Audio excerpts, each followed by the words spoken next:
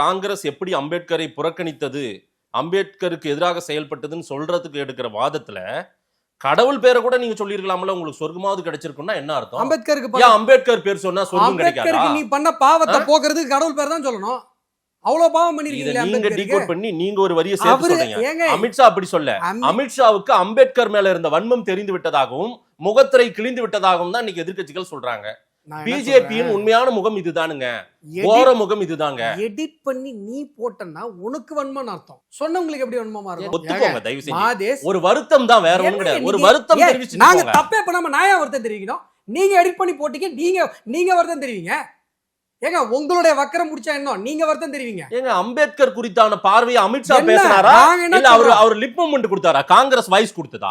என்ன பேசிட்டு அடுத்த லைன் ஏன் கட் பண்ணீங்க? என்ன பேசிட்டு இருக்கீங்க? அடுத்த லைன் ஏன் கட் பண்ணீங்க? அடுத்த லைன்ல தான் அதோட மீனிங் இருக்கு. அடுத்த லைன் என்ன சொன்னாரு? நீங்க எல்லாம் அம்பேத்கர் பேரை இன்னைக்கு சொல்றீங்கன்னா எங்களுக்கு சந்தோஷம்ன்றாரு. நீங்க சொல்லாத ஆளுங்க சொல்ல வச்சிருக்கோம் உங்களை. அந்த ரெண்டு வரிக்கு மட்டும் எனக்கு விளக்கம் கொடுங்களேன். ரெண்டு அந்த லைன், ரெண்டு லைன். மூணாவது வரியை எனக்கு ரெண்டு லைனுக்கு விளக்கம் மட்டும் வேணுங்க. வேணும் இல்ல? வேணும். மூணாவது லைன் இந்திய தேச மக்களுக்கே வேணும்.